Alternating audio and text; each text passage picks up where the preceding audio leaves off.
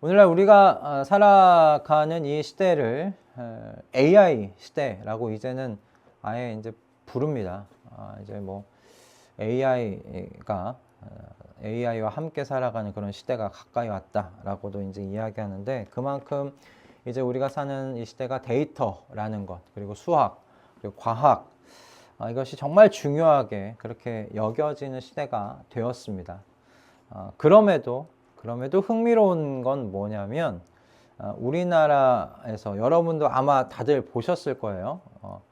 그 돼지머리 고사상, 여러분 한 번쯤은 다 보지 않으셨을까 싶습니다. 돼지머리가 있고, 그리고 돼지머리 귀나 코에 돈을 이렇게 쑤셔 넣어서 있는 그 돼지머리 고사상을 뭐 드라마에서 보셨든 아니면 진짜 실제로 보셨든 한번 여러분이 보셨으리라 생각이 들어요. 많은 돈이 들어가고, 그리고 꼭 결과물을 내어야 하는 일들이 시작되기에 앞서서 아직도 고사를 지내는 모습을 심심치 않게 보게 됩니다. 돼지머리 올려두고 코나 귀에 돈을 꽂아두는 그런 모습이 AI 시대라고 불려지는 2025년도 현재에도 우리의 삶 가운데 있습니다. 여러분, 왜 사람들은 그렇다면 이렇게 좀 고사를 지내는 걸까요? 왜 이렇게 사람들은 이렇게 같이들 모여서 뭔가 꼭 이루어야 할 때, 정말 중요하다고 생각되는 일 앞에 이러한 제사를 지내는 걸까요? 뭐 답은 간단하지요. 지금 내가 또는 우리 모두가 원하는 것을 순탄하게 얻었으면 하기 때문이 아닌가 싶습니다. 건축하는 과정에 사고가 없이 잘 건물이 세워졌으면 좋겠다는 그런 마음이 있을 것이고, 많은 돈이 투입되는 그 영화 제작이 성공적으로 잘 마무리되었으면 좋겠다라는 그런 바람에서 고사를 지내는 것 아닌가 생각이 들어요. AI 시대라는 정말 과거에 상상만 하는 일들이 실제로 이제는 정말 현실로 이루어지고 있는 오늘을 살아가고 있지만, 앞으로의 일들이 어떻게 될지 모른다는 여러분 그런 불안감 속에서 살아가는 것. 그래서 과거와 똑같이 그렇게 제사를 지내는 모습들이 우리의 삶에 있는 것은 아닌가라는 생각을 해봅니다. 그래서 오늘날에도 샤머니즘적인 모습이 우리의 삶 곳곳에서 아직도 보여요. 그런 신령과 어떤 그런 신적 존재와 접촉을 해서라도 재앙을 물리치고, 사람이 갖는 온갖 여러 가지 소망을 성취하고 싶은 그런 욕망에서 저는 그래서 지금 이 시대에도 무당들이 그렇게 설치는구나 라는 생각을 좀 해보게 됩니다. 그런데 여러분, 이렇게 재앙이 내게 오지 않기를, 그리고 내가 가진 여러 가지 소망들이 이루어지기를 바라는 이런 여러분 태도가 실제하신 하나님과의 여러분 그 만남을 방해합니다. 내게 재앙이 오지 않기를, 그리고 내가 원하는 소망이 이루어지기를 바라는, 그것이 이루어지기만을 바라는 그런 태도는 실제로 존재하시는 하나님을 만나는 그 만남을 방해한다라는 거예요. 왜냐하면 하나님께서는요, 우리가 생각하는 것과는 좀 다르게 우리와 관계를 맺기를 원하시기 때문에 그렇습니다. 우리 주변에서 보는 이런 고사가 되었든, 무당을 찾아가 점을 보는 것이 되었든, 그리고 무당을 찾아가 또 굿하는 것, 굿판을 벌리는 것, 여러분이 여러 가지 모습, 그 모습만 다를 뿐이지 목적은 똑같잖아요. 그렇죠? 목적이 뭡니까? 목적이 뭐예요? 내가 원하는 것이 성취되는 게 목적입니다. 내가 원하는 바를 원하는 바가 이루어지는 것, 그것이 목적입니다. 내가 원하는 것이 이러한 것들이니까 그에 맞게 이 정도를 내놓습니다. 그러니 이루어 주세요. 이것이지 않습니까? 모습만 다르죠. 내가 원하는 건 이거고요. 내가 원하는 바가 이 정도니까 이에 걸맞는 금액이나 내가 낼 수 있는 건 이런 것입니다. 그러니 이거 받고서 이루어 주십시오. 라는 것 아니겠습니까?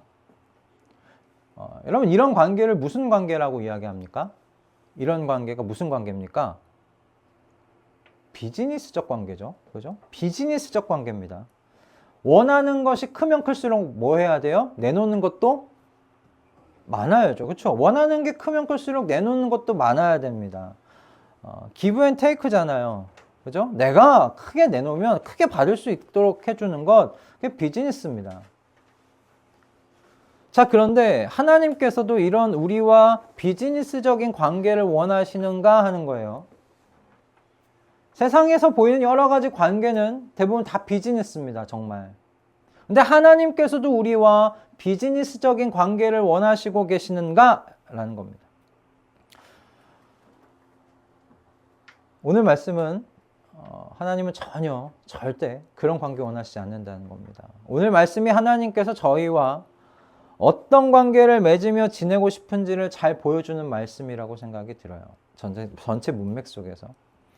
그래서 오늘 이 말씀을 여러분 먹으시고 하나님과 지금 내가 어떤 관계를 맺고 살아가고 있는지, 어떤 관계 안에서 살아가고 있는지 살펴보시면서 비즈니스적인 관계는 하나님과 관계 속에 지금 내 안에 없는가? 혹시 있다면 거두어 내시는 오늘 이 주일 한날 되시기를 주님의 이름으로 축복드립니다. 오늘 그 목적으로 오늘 본문 말씀 보려고 하는데, 이 본문 말씀에서 하나님께서 우리에게 주시고자 하시는, 하나님께서 우리와 맺고자 하시는 그 관계가 무엇인지를 바르게 볼 수 있게 되기를 소원합니다. 할렐루야. 아멘. 오늘 본문 짧은 본문이니까 우리 함께 한 목소리로 읽어 가도록 하겠습니다. 함께 읽겠습니다.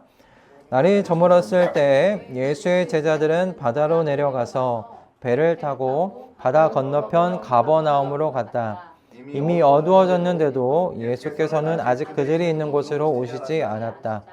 그런데 큰 바람이 불고 물결이 사나워졌다. 제자들이 배를 저어서 10여리쯤 갔을 때였다. 그들은 예수께서 바다 위로 걸어서 배에 가까이 오시는 것을 보고 무서워하였다. 예수께서 그들에게 말씀하셨다. 나다, 두려워하지 말아라. 그래서 그들은 기꺼이 예수를 배 안으로 모셔들었다. 배는 곧 그들이 가려던 땅에 이르렀다. 아멘. 오늘 여러분 읽었던 이 본문의 말씀은요, 빵 5개와 물고기 2마리, 여기 오병이어, 이 오병이어의 사건이 일어난 이후의 이야기입니다. 이 빵 5덩이와 물고기 2마리로 남자만 5,000명, 그러니까 여자와 아이와 어르신들을 다 포함하면 약 2만 명 가까이 되었을 것이다 추산되는 그 많은 사람들이 배불리 먹었던 그 오병이어 사건 이어지는 이야기이에요. 저희가 현장에 없었잖아요. 그죠? 우리는 이 현장에 없었습니다. 지금 기록되어 있는 글로만 읽고 있는 거니까요.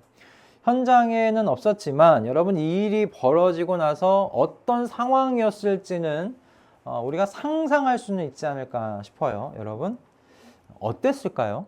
오병이어 이 사건이, 이 기적이 일어났어요. 2만 명에 가까운 사람들이 배불리 먹는 이런 기적이 일어났어요. 그 현장이 그 기적을 경험한 이후에 어땠을까? 여러분, 로마라는 제국 아래에서 정말 높은 세금과 그 실업률로 인해서 가난 가운데 허덕였던 사람들이 지금 예수님 곁에 와서 정말 배불리 먹는 이런 역사를, 이런 기적을 경험했습니다. 예수님께서 보여주신 기적, 물론 오병이어뿐만은 아니었죠. 사람도 치유하시고, 그죠?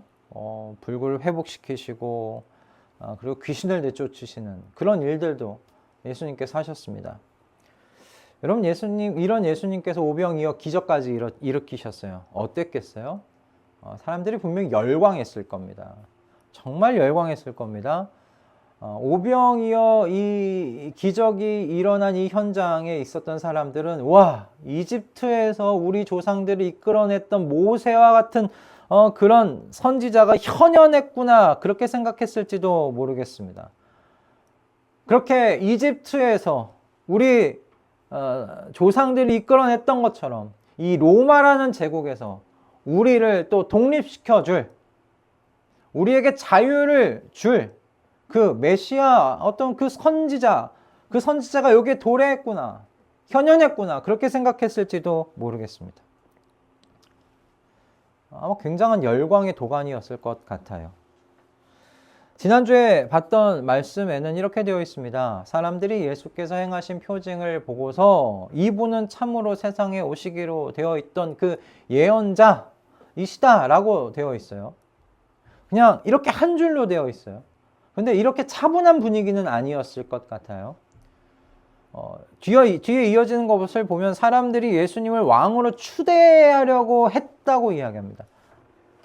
와, 우리 예수님을 왕으로 섬기자, 우리 왕으로 모시자, 그러면 우리를 로마라는 이 제국에서 해방시켜 줄 것이다, 그렇게 생각을 했겠죠. 사람들이 원하는 바, 자신들이 원하는 바를 채워줄 수 있는, 해결해 줄 수 있는 존재로 예수님을 생각했던 것이죠. 로마에게서 자유를 얻게 해줄 수 있는 존재, 자신들의 그 줄인 배를 채워줄 수 있는 존재, 경제적인 문제 해결해 줄 수 있는 그런 능력 있는 리더, 더 이상 가난하게 살지 않고 다윗의 때와 같이 금과 은이 풍족하게 흘러 넘치는 그런 세상을 살게 해줄 수 있는 존재라고 사람들이 생각했던 겁니다. 그래서 예수님을 왕으로 모시려고, 왕으로 추대하려고 했던 분위기가 그 당시 그곳에서 일어났다고 해요. 말씀은 그렇게 우리에게 이야기합니다. 그럼 우리가 상상해 볼 수 있는 것, 그곳이 얼마나 열광의 도가니였을지를 생각해 볼 수가 있는 것이죠. 여러분, 저는 지금도 마찬가지일 거라고 생각이 듭니다. 오늘날 사람들도 자신들의 삶에서 겪는 여러 가지 문제들을 해결해 줄 수 있는 존재, 해결해 줄 존재를 찾고 있잖아요. 그죠? 그런 존재들을 찾습니다. 그러니 그렇게 많이 점집을 다니는 것 아니겠습니까? 그렇게 많이 타로점도 보면서 내 미래를 궁금해하는 것 아니겠습니까? 여러 가지 삶의 문제들이 너무나 많으니까요. 건강의 문제도 있고, 진학의 문제도 있고, 승진의 문제도 있고, 관계의 문제도 있고, 재정의 문제들도 너무나 넘쳐납니다. 그렇게 풀어야 할 그 산적한 삶의 문제들이 너무나 많습니다. 그러니 오늘날에도 오병이어와 같은 이런 기적을 일으킬 존재를 아마 본다면 사람들은 똑같이 저는 그렇게 반응할 거라고 생각합니다. 이 존재를 우리의 왕으로 삼자. 이 존재가 우리의 리더가 되어야 한다. 그래야 내 삶의 문제가 해결된다. 내가 배부를 수 있다.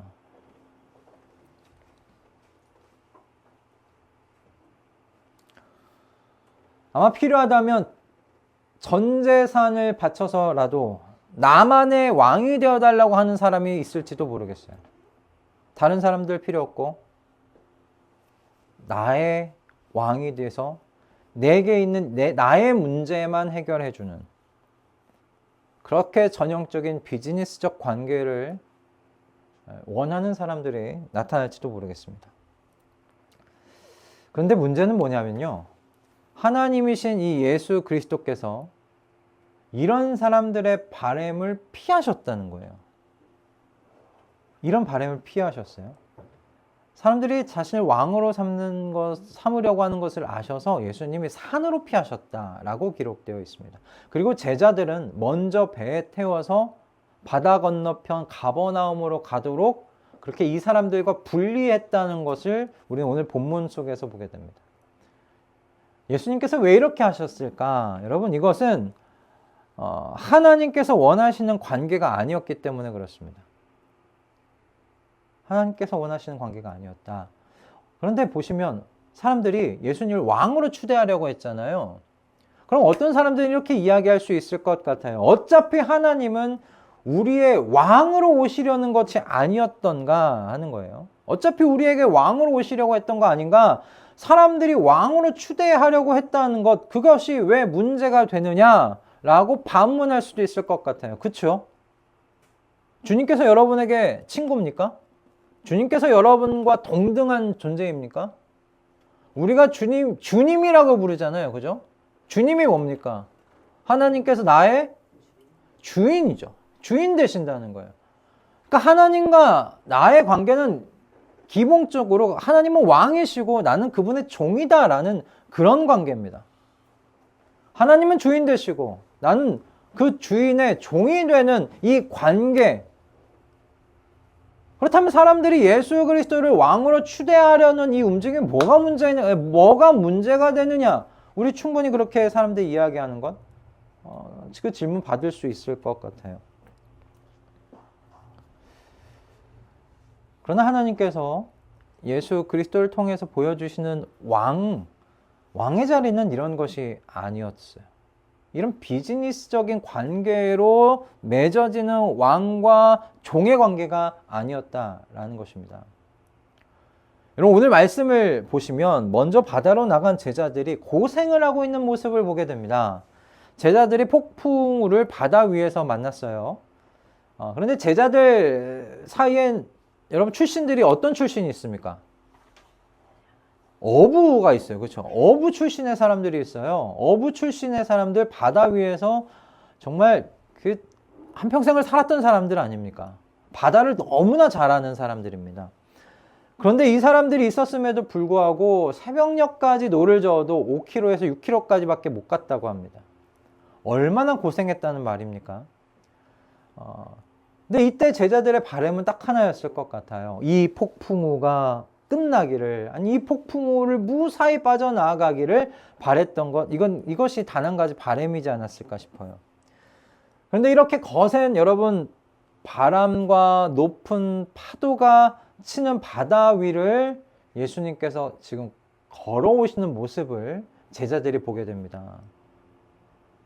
한밤중에 저 끝에서 바다 위를 뭔가가 걸어옵니다. 여러분 얼마나 무서웠겠어요. 그죠? 저희 선율이는 굉장히 겁이 많은데 아마 바들바들 떨었을 겁니다. 한밤중에 바다 위를 걸어오다니 내가 이젠 헛것을 보나 싶었을지도 모르겠어요. 여러분 사도 요한이 바다 위를 걸어서 배에 가까이 오시는 예수님을 보고 제자들이 무서워했다고 그렇게 기록되어 있습니다. 여러 자료들은 이 제자들이 가지는 이 두려움이 신적인 경외심이었다고도 이야기하지만 분명한 것은 제자들이 두려워했습니다. 무서워했습니다. 이렇게 신적인 경외심을 불러일으킨 존재가 이제 제자들 가까이에 다가와서 이렇게 이야기를 오늘 본문에서 합니다. 나다 두려워하지 말아라 라고 이야기합니다. 나다 두려워하지 말아라. 여러분 예수님께서 여기 중요한 건 나다라는 말씀이에요. 예수님께서 말씀하신 이 나다라는 말씀을 제자들은 말씀 속에서 무엇을 느꼈을까요? 여러분 생각해 보세요. 나다 두려워하지 말아라 그렇게 말씀하시는 예수님, 이 나다라는 말씀에서 제자들은 무엇을 느꼈을까? 폭풍우가 치는 바다 위를 걸어오시는 분, 신적인 경외심을 불러일으키시는 그분이 제자들에게 지금 나다라고 말씀하세요. 예수님께서 제자들에게 말씀하신 이 나다는 말, 이 나야, 어떤 의미에서 저는 이렇게 느꼈어요. 나야 두려워하지 마 말씀이거든요. 나야라는 이 말에 여러분 너무나 많은 의미가 함축적으로 담겨 있는 말씀이더라고요. 나다라는 이 말이, 나야라는 이 말이.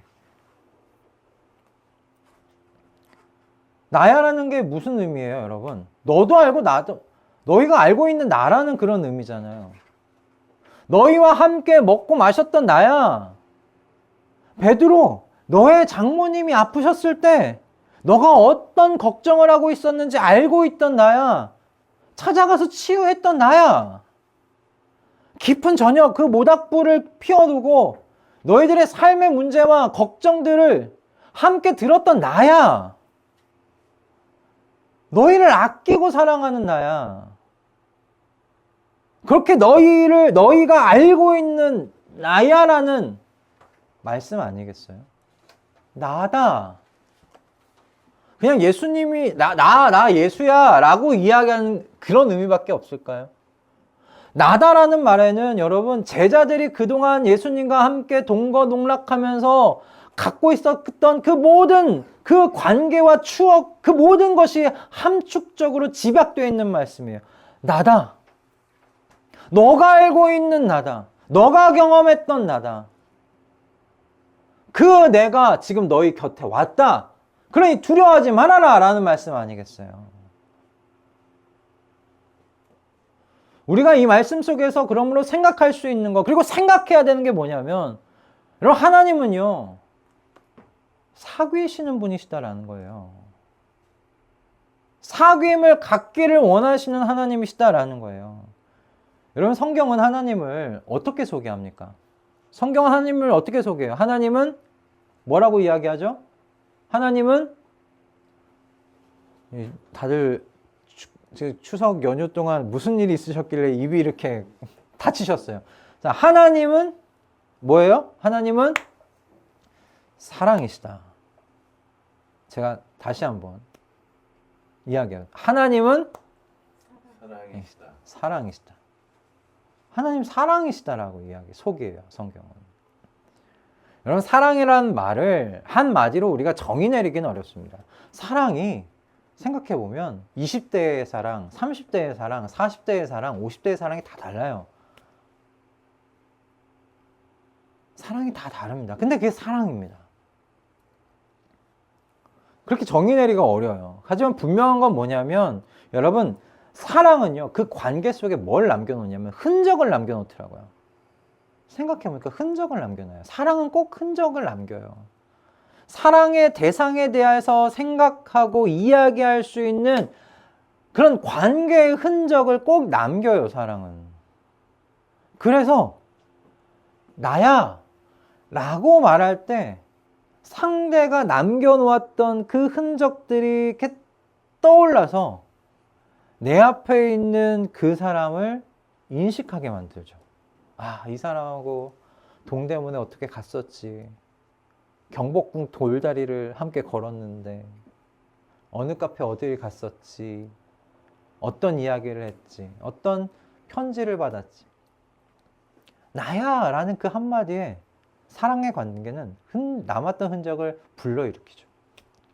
그래서 그 앞에 있는 대상을 온전하게 인식하게 만들어요. 뭐 예를 들면 뭐 그런 거겠죠. 첫 사랑의 대상이 내 앞에 나와서 나야라고 하면, 그죠? 그 흔적들이 피어올라서 그 사람을 인식하게 만드는 뭐 그런 것과 좀 비슷한 것 아닌가 생각이 들어요. 그래서 여러분, 하나님은 사랑이시라는 하나님에 대한 여러분 이 소개가 무엇을 우리로 하여금 생각하게 하냐면, 하나님은 사귀시는 하나님이시구나. 사귐을 나누시는 하나님이시구나 라는 거예요. 여러분, 다른 어떤 존재들과 같이, 어떤 다른 신들의 존재와 같이 비즈니스적인 그런 관계가 아니라 우리의 삶 속으로 들어와서 나야라고 하나님 자신을 우리에게 소개하실 수 있도록 만드는 그런 관계를 만들어 가시는 분이 하나님이시라는 거예요. 여러분, 이 관계를 가지는 것이 삶의 문제를 해결하는 것보다 먼저가 되어야 한다고 오늘 이 말씀이 우리에게 가르치고 있어요. 우리는 삶의 문제가 먼저 해결되어야 된다고 이야기합니다. 내 삶의 문제를 먼저 해결해 줄 그 존재를 찾지만 하나님께서는 어떻게 말씀하시냐면, 너와 내가 나야라는 이 말로 나야라는 이 말로 풀이될 수 있는 그런 관계가 되었으면 좋겠다는 거예요. 여러분, 나야, 그러니 두려워하지 마 라고 말씀하셨던 그 시점에 폭풍우가 잠재워졌나요? 폭풍우가 사라졌나요? 말씀을 보고 말씀의 주변 상황을 여러분 상상해 보세요. 폭풍우 위를 걸어오셨던 하나님이시고 그 위에서 나야 두려워하지 마 라고 말씀하셨어요. 그렇다면 뭐예요? 나야 두려워하지 마라고 말씀하셨던 그 시점에는 폭풍우가 몰아치고 있었어요. 거센 비바람 한가운데서 나야 두려워하지 마라고 말씀하셨던 거예요. 예수님께서 제자들이 타고 있던 배에 올라타실 때까지도 폭풍우는 잠잠하지 않았어요. 폭풍우는 계속 몰아쳤어요. 폭풍우가 잠잠해진 시점은 예수님께서 제자들이 타고 있던 배 위에 올라타신 후였어요. 나야 두려워하지 마 라고 하신 그 예수님을 배 위로 모셔드린 후에 폭풍우가 잠잠해졌어요. 여러분, 제자들의 문제를 먼저 다 해결해 준 다음에 나야 두려워하지 마라고 하시는 것이 아니라, 여러분, 나야 두려워하지 마라고 말씀하신 뒤에 문제가 해결됐다는 것을 여러분, 이 순서를 여러분 기억하실 수 있기를 바랍니다. 여러분, 이 순서를 여러분 잘 생각하셔야 돼요. 하나님을 왕으로 모시고 사는 삶에서 내가 추구하는 바가 무엇인지를 생각하셔야 된다라는 말씀입니다. 여러분, 우리가 하나님을 왕이라고 그렇게 고백하면서 왕이라고 모시고 살 수 있어요.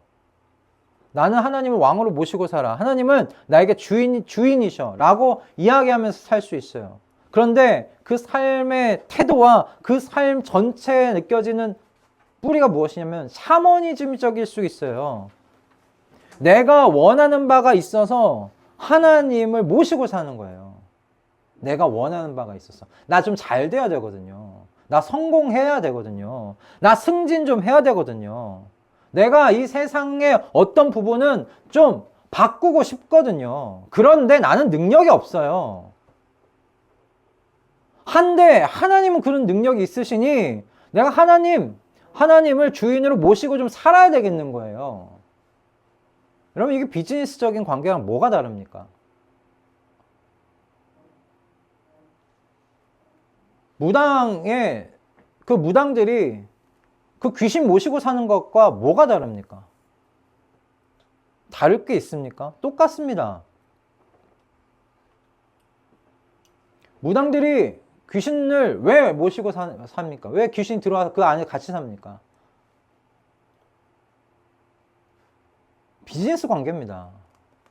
서로가 사랑하는 관계는 아니잖아요. 비즈니스적 관계입니다.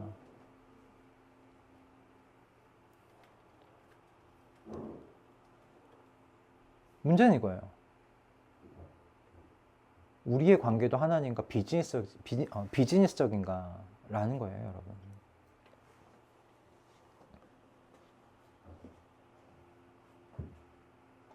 내 인생 가운데 몰아친 이 폭풍우를 좀 피해야 되겠는데 하나님은 그런 그늘을 제공해 줄 수 있는 분 같은 거예요. 그래서 하나님 왕으로 모시겠다는 거죠. 그런데 공짜는 불편해요, 마음이. 공짜로 그거 얻는 건 좀 불편해요. 그러니 헌금 냅니다. 근데 헌금이 힘들면 몸으로 교회 봉사도 하는 겁니다.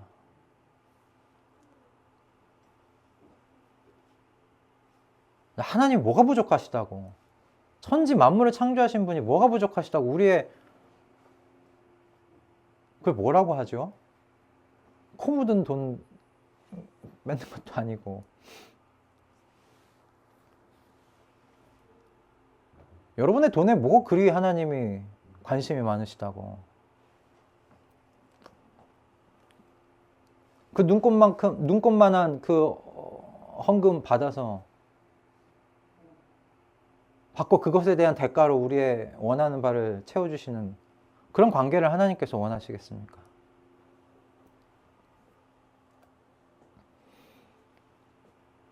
그러므로 여러분, 이런 비즈니스적인 관계에서는요, 하나님과 이 나야라는, 하나님께서 내게 나야라고 말씀하실 수 있는 그런 관계를 경험할 수가 없어요. 나야. 내가 너 문 앞에, 내가 너 곁에 있어. 나야, 나. 너 알잖아, 나. 그렇게 말씀할 수 있는 그런 관계. 여러분, 하나님을 왕으로 모시는 건요, 바로, 야, 나야. 너가 알고 있었던 나고, 너가 경험했던 나야. 라는 이 경험이 폭발하는 어떤 그 시점이에요. 뭐 기적을 체험해서 왕으로 섬긴다? 뭐 이적을 체험해서 왕으로 섬기는 건? 내 이가 금리로 바뀌어서 왕을 섬기는 건 아니잖아요. 그분은. 제가 그 30대쯤이었어요. 30대쯤에 신림동에 저희 가족이 저랑 저희 어머니랑 제 동생이랑 이제 세 식구가 외할머니 댁에 좀 얹혀서 살아야 했던 시절이 있었어요. 그래서 외할머니 댁, 신림동의 외할머니 댁에서 그렇게 좀 얹혀 살았어요. 그리고 어떻게 돼서 그 외할머니 댁에서 나와가지고 마천동 아세요? 마천동? 마천동 끝자락에 그 반지하를 얻게 돼서 저랑 어머니랑 단둘이서 그 마천동 끝자락에 있던 반지하방에 들어가서 이제 살게 되었는데, 지금 생각해도 이제 반지하면 별로 안 좋아하실지 안 좋게 느끼실지 모르겠지만, 제 기억에 그 반지하는 되게 좋은 추억으로 가득한 곳이었어요. 그 반지하에 딱 들어가는데 뭔가 포근한 어떤 엄마의 어떤, 제가 어머니 자궁 안에 들어가 본 기억은 안 나지만 그런 느낌이었어요. 굉장히 포근한 느낌이었어요. 뭔가 저희를 고생했다 하고 위로하고 받아주시는 그런 느낌이었거든요. 반지하 그 집이. 근데 그 집에 들어가서 살다가 그 집에 어느 날 이제 침대에 누워서 잠을 청하기 전에 제가 이제 누워서 기도하던 버릇이 있었어요. 그래서 그 침대에 누워서 이제 잠을 청하기 전에 잠시 이제 기도를 하고 있는데, 순간에 그 이후로는 이런 경험이 없습니다. 순간에 제가 기억하는 유치원 때부터 그 30살 그쯤 침대 위에 있는 제 그 장면까지 참 신기한 기억이었어요. 정말 찰나인데 그 필름이 지나가는 것처럼 제 눈앞에서 그 모든 순간이 지나가는 거예요. 그 모든 순간이 필름처럼 지나가고, 그 지나간 뒤에 제가 한 가지 깨달았던 것이 있었어요. 그 모든 때에 하나님께서 함께 그 자리에 계셨구나를 제가 그 자리에서 깨달았어요. 정말 그냥 아는 것이었어요. 하나님께서 함께 계셨구나. 그 유치원 그 기억하는 그 시점부터. 그 전이었겠죠. 그 전부터 지금 이 자리까지 하나님께서 함께 해주셨구나 라는 것을 깨닫는데, 그때 저는 지금 그건 하나님께서 제게 주신 음성이라는 생각이 드는데, 제 마음 안에서 정말 음성이 들렸어요. 음성이 들렸어요. 내가 너에게 누구냐 라는 음성이에요. 똑똑히 기억해요. 내가 너에게 누구냐. 내가 너에게 누구냐. 그 목소리가 들리는데 제가 할 수 있는 건 딱 한 가지였어요. 그 목소리가 누군지도 알겠더라고요. 하나님은 제게 왕이십니다.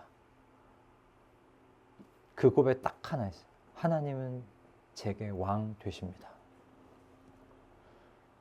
오늘 본문을 생각하면서 내가 너에게 누구냐라고 물으시는 그 목소리가요, 마치 이 본문에서 나다 라는 말씀과 이렇게 오버랩이 되는 거예요. 그 말씀과 겹쳐 보이는 거예요. 같은 말씀인 것 같은 거죠. 너의 인생 곳곳에 남겨놓은 하나님의 사랑을 보게 하시고, 내가 너에게 누구냐 라고 물으시는 그 질문이 마치 야 나야 라고 그렇게 내게 말씀하시는 것 같은 거예요. 제가 얼마나 그날 침대에서 바로 일어나서 무릎 꿇고 울었어요. 그냥 울었어요. 정말 많이 울었어요. 근데 그리고 나서 참 신기했던 게 무엇이냐면 두려움이 사라지더라고요. 두려움이 사라지더라고요. 제 모든 인생의 곳곳에 그 사랑의 흔적을 남기신 그 하나님께서 앞으로도 나와 함께 하시겠구나라는 그 신뢰가 너무나 강렬하게 마음 가운데 꽉 차니까 두렵지가 않더라고요. 야, 나야, 두려워하지 마. 라는 말씀이 실제로 그날 그 침대 위에서 제게 이루어진 거죠. 나야, 두려워하지 마. 두려워하지 마, 나야. 너의 삶, 그 어린 시절부터 곳곳에 너와 함께 있었던, 너가 체험했던, 너가 알고 있던 나야. 그러니까 두려워하지 마. 여러분, 이 하나님을 어떻게 왕으로 모시고 살지 않을 수가 있겠어요? 야, 내가 너의 왕이야. 너가 나를 왕으로 모셔야지. 그게 아니라 그냥 자발적으로 그냥 제 입에서 터져 나왔어요. 아, 하나님은 나의 왕이십니다. 내가 모시고 살 유일한 왕 되십니다. 그게 제 유일한 고백이었어요. 그런데 제가 할 수 있는 최고의 그 질문에 대한 답인 것 같더라고요. 여러분, 우리의 삶에 늘 문제가 따라올 겁니다. 문제 없는 때 없을 겁니다. 늘 문제는 따라올 겁니다, 여러분. 오늘 이 문제 해결하면요, 내일 다른 문제가 우리 눈앞에 나타날 겁니다. 기다렸다는 듯이 그렇게 나타날 겁니다. 문제 없는 평온한 시절을 여러분 기대하지 마십시오. 인생은 평온한 때보다 문제 있는 때가 더 많습니다. 분명히 그럴 겁니다. 그래서 우리는 하나님과요, 비즈니스적인 관계를 맺으려 하는 잘못을 저지르기 쉬운 사람들이에요. 왜요? 맨날 문제를 안고 살아가는 연약한 존재들이니까.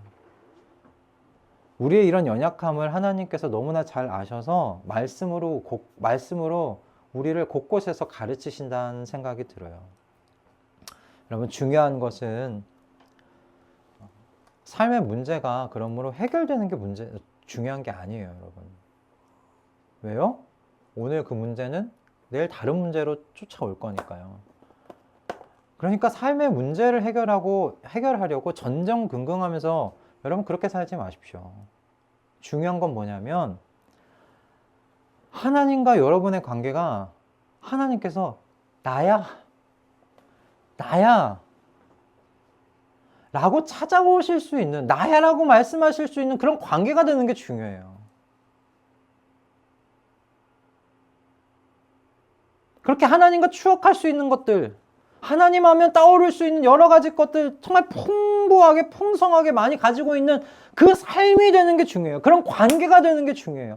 그러면요, 여러분, 여러 가지 문제가 찾아올 때 두려워하지 않을 수 있어요.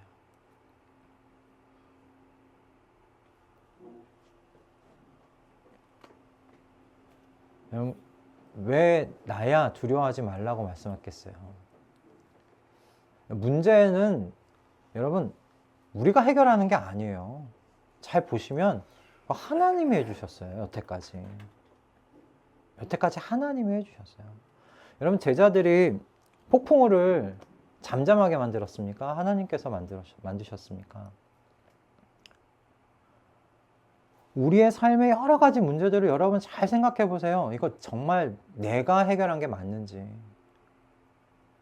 아니면 잠잠히 하나님 신뢰하고 하나님께 구하였더니 하나님이 해결해 주셨는지 잘 한번 여러분 곰곰이 생각해 보세요. 제자들이 당하고 있었던 문제를 결국 해결해 주신 분은 예수님이셨습니다. 그러니 여러분, 중요한 것이 무엇이었냐면 문제 해결이 아니었어요. 제자들과 예수님의 관계에 있었죠. 예수님은 제자들에게 나야 라고 말씀하실 수 있는 그 관계를 맺었어요. 여러분 어떠세요? 여러분 오늘날 어떠십니까? 하나님과 이런 관계 안에서 여러분 살아가고 계십니까? 하나님께서 나야, 그러니까 두려워하지 마. 염려하지 마. 무서워하지 마. 라고 말씀하시는 이런 관계 안에서 여러분 살아가고 계십니까? 여러분 그런 관계 안에서 살아가고 싶다면 여러분 두려움, 염려 내려놓으시고 확신하실 수 있기를 바랍니다. 나를 사랑하시는 하나님, 내 인생의 모든 때와 장소에서 나와 함께 사셨던 그분께서 오늘 이 문제도 해결해 주시리라 여러분 신뢰하실 수 있기를 바랍니다. 그래서 조용히 이 하나님을 신뢰하면서 나의 도움이 나의 왕이신 하나님 한 분에게서만 온다고 여러분 그렇게 믿으시면서 담담하게 우리에게 주어져 있는 삶의 자리를 하나님과 함께, 주님과 함께 그렇게 걸어 나아가는, 그래서 하나님과 우리 주님과 사랑의 여러 가지 추억들, 기억할 수 있는 여러 가지 것들을 많이 만들어 놓으시면서 사시는 저와 여러분 다 되시기를 주님의 이름으로 축복합니다. 저는 여러분들이 그런 부자가 되었으면 좋겠어요. 돈, 재정 이런 것들이 넉넉한 부자가 아니라 하나님과 추억할 수 있는 것들이 너무나 많은, 하나님께서 나야 라고 말씀하실 때 정말 파도처럼 내게 닥쳐오는 그 추억할 것들, 거리들이 많은 그 추억거리를 가지고 있는 우리가 되었으면 좋겠습니다. 그러면 그것들이 우리를 염려와 두려움과 무서움에서 벗어나게 해줄 줄로 믿습니다. 아멘. 할렐루야.